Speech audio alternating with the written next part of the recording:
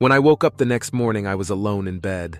I knew it was morning because the lights gradually went from full dark to full illumination. I looked around for Betty, but she was nowhere to be found. Ah well, I had a feeling it was too good to be true. On the plus side, there was an elaborate breakfast spread laid out, complete with coffee, espresso, croissants, and 3 or 4 types of juice. Once I had my fill, I brought a cup of coffee to the white marble bathroom where I shaved and brushed my teeth. After a hot shower, I looked around for my clothes. I found my pack, swords, and boots, but instead of my own clothes, there was an outfit set out for me on a valet stand. It consisted of leather pants with a thick leather belt, a silk shirt, and a leather vest. Oh well, at least it was all clean. I retired to the sitting room with a fresh cup of coffee to contemplate my next move. Maybe I could make this luxury suite my base of operations. Of course, I did not have the golden key, but if I propped the door open, maybe it would work. I packed up my meager supplies, including my wineskin, now freshly filled from the sweet bar, and topped it off with the remaining food from breakfast. I dragged a small end table over to the door for propping duty and made my way up the dark hallway. However, it wasn't long before my flashlight lit up a horde of spats coming at me. I confidently swiped at them with my sword and made short work of them. As Betty had indicated, my sword work was much improved, and I felt a lessened tingling in my arm. I stepped gingerly over the spilt blood and guts and soon reached the intersection with the lighted hallway. I was curious to see the status of the werewolf's cage, so I headed in that direction.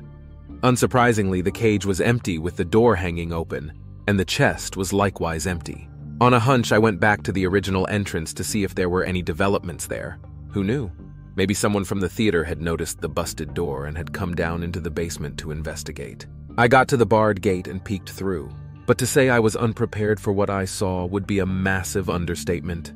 The basement contents had been shoved aside, and there was a blood-red pentagram drawn on the floor. Hunched around it was a group of huge demons with reddish-orange scales, horns, pointy tails, enormous claws, and rows of elongated sharp teeth. Incredibly, they were taking turns throwing dice into the pentagram and exclaiming with agony or delight at the result of each roll. Fortunately, they were so engrossed in their game they took no notice of me, and I was loath to draw their attention. I backed away as quietly as my trembling knees would allow. Even if by some miracle I could get that gate open, there was no going that way, and I sincerely hoped that lot did not have a key. I turned about and headed up the lighted hallway.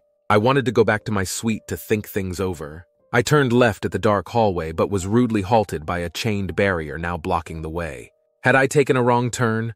No, when I shined my flashlight past the barrier, I could see the remains of the dead spats I had dispatched. Son of a bitch. I retraced my steps and headed further up the lighted hallway. I came upon the short passage off to the restrooms, and was thankful for them since that encounter with the demons had certainly loosened my bowels. After I cleaned myself up, I decided there was no choice but to proceed further up the lighted hallway.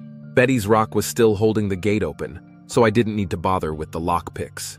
I briefly examined Betty's cell, but it was also open and empty. I headed down the right-hand corridor, which was also lighted by the string of overhanging bulbs. Shortly, I came upon another one-way gate.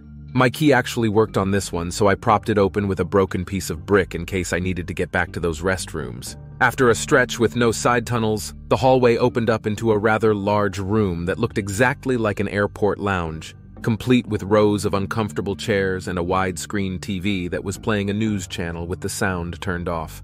There were no people or demons for that matter. There was even a small bar with 4 stools in front of it, but no bartender. At the far end of the room were 3 large doors with crash bars, labeled with giant blue numbers, 1, 2, and 3. There were no windows. At least there were restrooms in here so I wouldn't have to backtrack. What the heck, I thought. I went behind the bar and poured myself a shot of Jack Daniels. I could use something to settle my nerves. I sat on one of the bar stools and took a couple sips. The news on the TV did not appear to be out of the ordinary. I was just wondering if there was some way I could turn the channel when the men's room door opened behind me. I swiveled around on my bar stool to see a man step out. He was tall and had an apron around his waist. He was wearing a clean white shirt with a yellow bow tie. Rather ordinary looking. His only distinguishing feature was a huge handlebar mustache. As he walked back behind the bar, I said, "I'm sorry, I didn't know." I instinctively reached for my wallet before realizing I didn't have one. The barman waved me off. "No worries, friend. The first one's on the house." He did a quick wipe with a bar rag before adding, "Besides, Your money's no good here." I thought that was probably just as well, seeing I had no money anyway. "So just who is the house of which you speak?" He pointed vaguely at the ceiling and said, "You look like you're new around here." "Yeah, actually, I just arrived." "I get that a lot," he said. "Is there anything I can help you with?" Sure. Are there any games on we can watch?" The barman reached under the counter and placed a bowl of peanuts in front of me. "No, sorry, friend. We only get that one channel." "Can you at least turn the sound up?" No, there's no volume control either." "You're shitting me."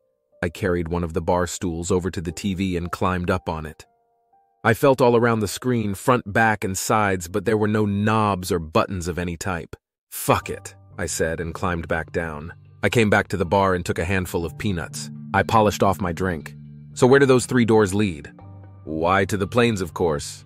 "Really? There are flights out of here?" "That you will have to see for yourself," he said, and gave the bar another wipe. "All right, I guess I will," I said. "Any chance I could get a refill?" "One for the road?" "Yeah, that's the ticket." I pushed my empty glass forward and he deftly poured me an exact measure. I drank it down in a single gulp. I was definitely getting a little buzz off the booze as I tried to decide which door. They probably expected me not to select door number 1, so that's the one I went for. Behind the door was an enclosed walkway, just like in a real airport, only it had no windows. It extended until it reached an opening into a real airplane. There was no one aboard and the cockpit was sealed up tight. There were windows on the plane, but they were all shut and wouldn't open. The restroom was unlocked, so I took a piss in there. When I emerged, I found that the cabin door had been closed, and it wouldn't budge. I tried the emergency exit doors, but they were equally immobile. I checked all the cabinets and luggage compartments, but everything was empty. Finally, I took a seat in the center of the cabin. I looked in the seat back pocket in front of me. There was a barf bag, but no magazines. I tilted my seat back the few inches allowed, and just sat there. I was trapped in here and had no choice but to wait it out. After what seemed an eternity, but was probably only about 15 minutes, there was a ding and the seatbelt light came on. I buckled up and could hear the jet engines firing up. I felt the plane back away from the terminal and taxi off, apparently heading towards a runway. We stopped for a few seconds, then I was pushed back in my seat and we took off. At last.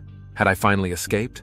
We had a smooth ascent and leveled off at cruising altitude. Since I had no distractions available, I was inordinately aware of the ambient sounds of the plane.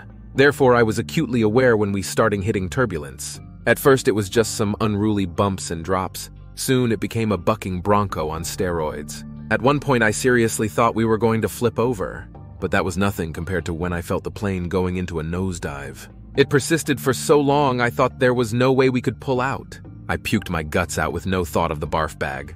And then I blacked out. I couldn't have been out for more than a few seconds, but when I came to, it was completely smoothed out, and I felt a wash of relief. Surely it could not have been that bad, could it? I could feel the plane descending and slowing down. Not a very long flight, but it appeared we were actually going to survive. I was hit with the disgusting smell of my own vomit, so I moved forward 5 or 6 rows. After a few minutes, I felt the kick of the wheels hitting the runway and the engines screamed in reverse. We had fucking made it, wherever here was. A few more minutes of taxiing and we halted at a gate. I released my seatbelt and moved to the front of the plane. I heard the walkway connect to the plane and the exit door slid open. Thank goodness. I was still a little unsteady from my ordeal as I made my way along the connector. I smashed open the crash bar on the door and entered the airport lobby. I was stunned when Handlebar Man waved at me from behind the bar and asked, "How was your flight?"